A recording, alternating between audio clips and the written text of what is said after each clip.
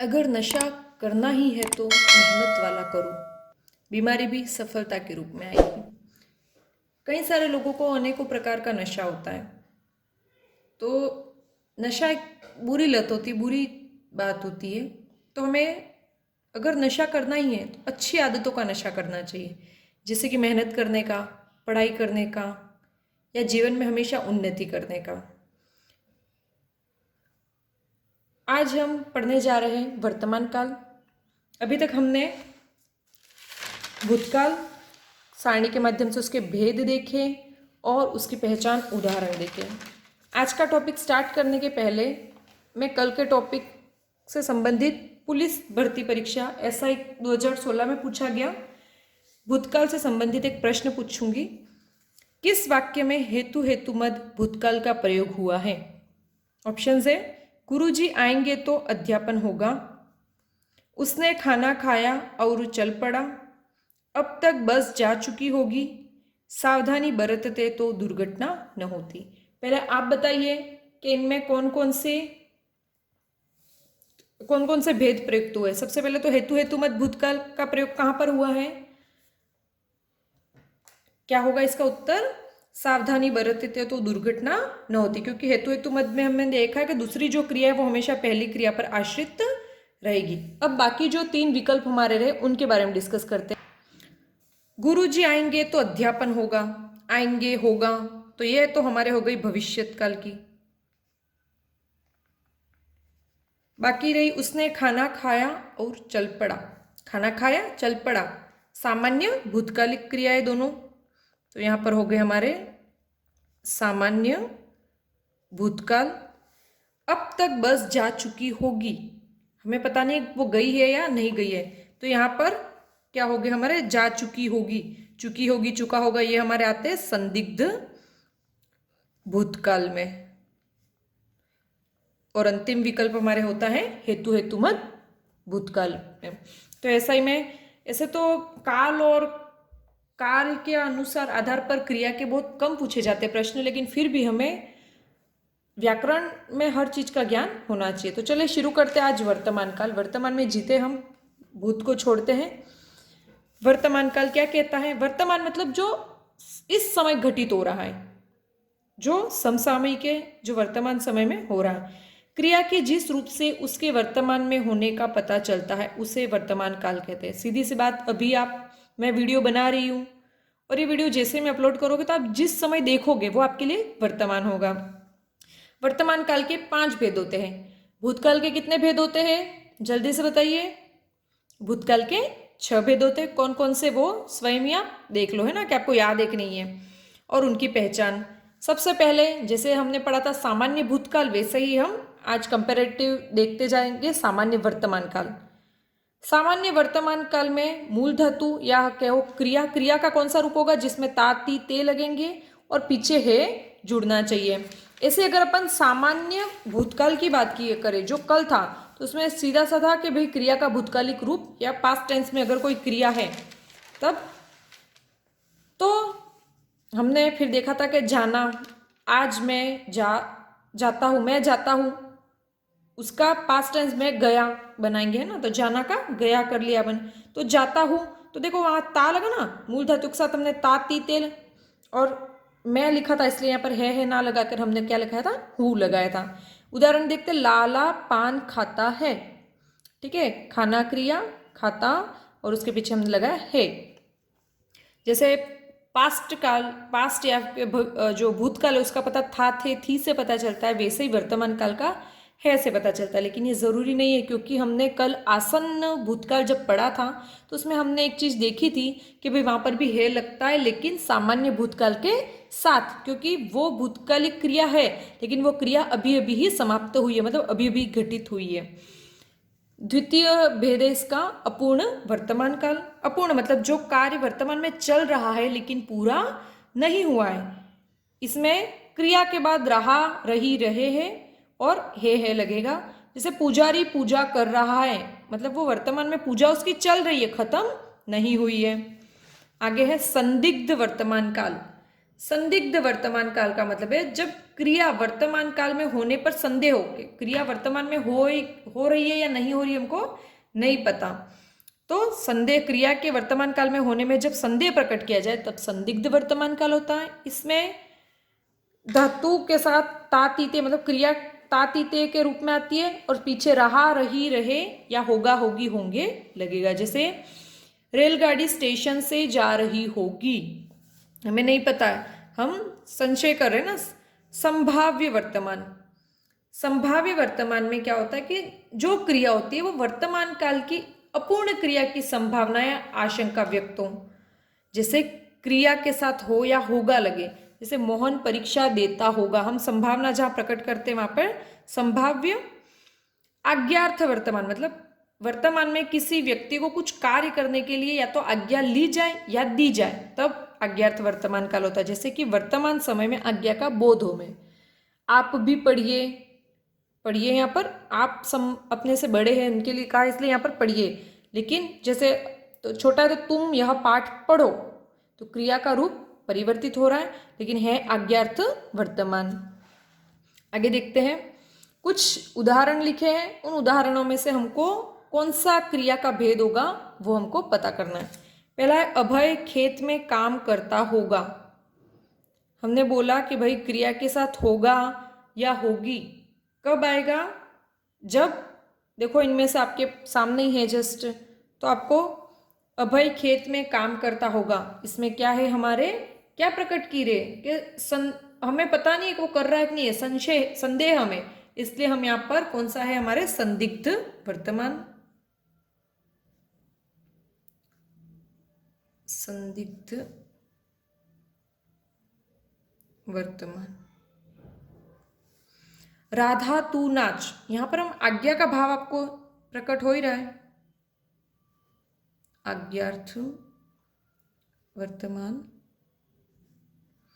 अगर होगा राधा तू नाचेगी तब वो भविष्य हो जाता, लेकिन हम बोल रहे राधा तू नाच। अब मैं चलूं, यहां पर आज्ञा ली जा रही है, तो यहां पर भी हो जाएगा आज्ञार्थ वर्तमान काल।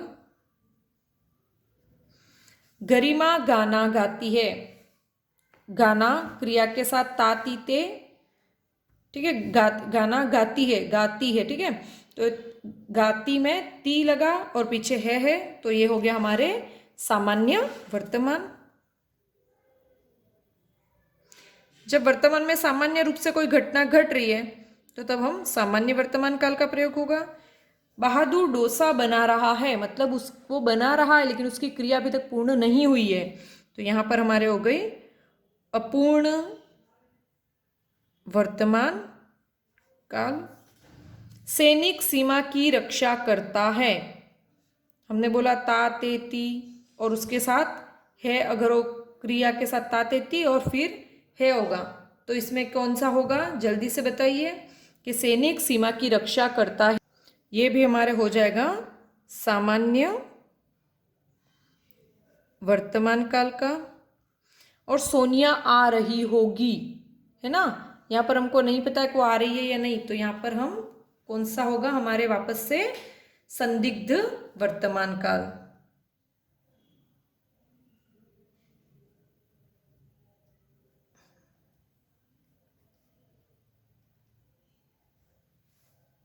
रहा, रही, रहे के साथ होगा, होगी, होगी, तो संदिग्ध, और डायरेक्ट क्रिया के साथ हो या होगा, होगा, तो वहां पर हमारे संभाव्य होगा। अब इन्हीं को देख करके हम एक ही वाक्य को सामान्य वर्तमान काल, अपूर्ण, संदिग्ध, संभाव्य, वर्तमान सभी रूपों में हम बनाते हैं। अब हम सामान्य वर्तमान काल में एक वाक्य लिखते हैं, राम पाठ पढ़ता है, ठीक है, राम पाठ पढ़ता है, तो ताते ती के साथ, क्रिया के साथ ताते ती और है, तो सामान्य वर्तमान काल। अब अपूर्ण वर्तमान काल में हमको, वर्तमान काल में क्रिया प्रारंभ हुई है लेकिन वो पूर्ण नहीं हुई है, तो राम पाठ पढ़ रहा है।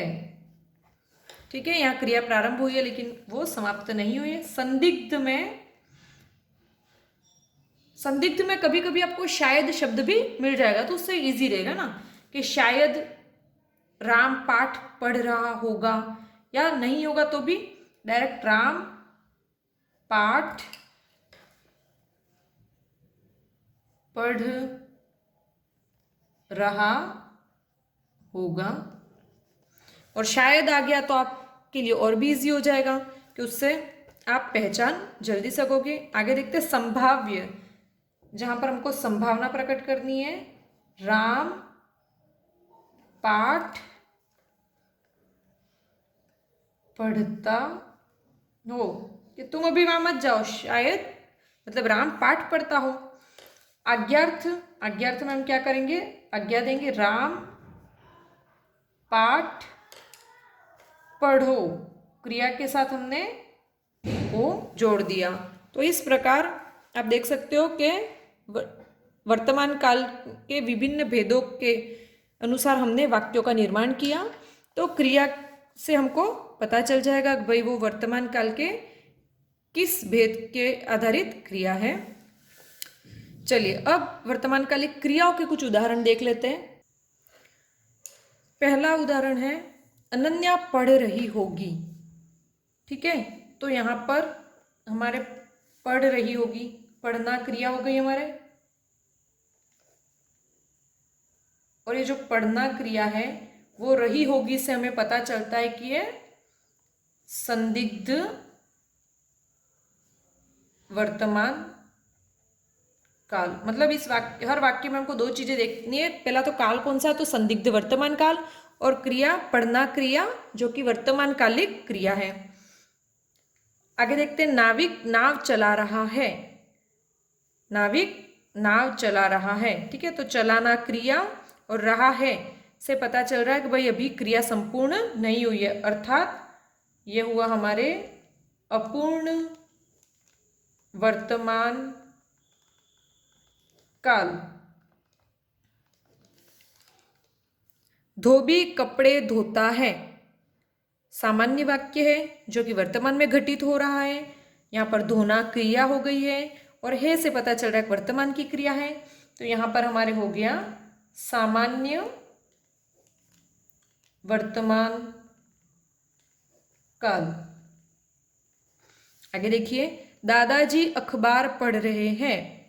ठीक है, दादाजी अखबार पढ़ रहे हैं मतलब अभी उन्होंने पूरा अखबार नहीं पढ़ा है, तो कार्य पूर्ण नहीं हुआ है। और जहां पर कार्य पूर्ण नहीं हुआ लेकिन वर्तमान समय का है, इसलिए अपूर्ण वर्तमान काल। और पढ़ना क्रिया है जो कि वर्तमान कालिक क्रिया यहाँ प्रयुक्त हुई है। बालक पतंग उड़ाता है।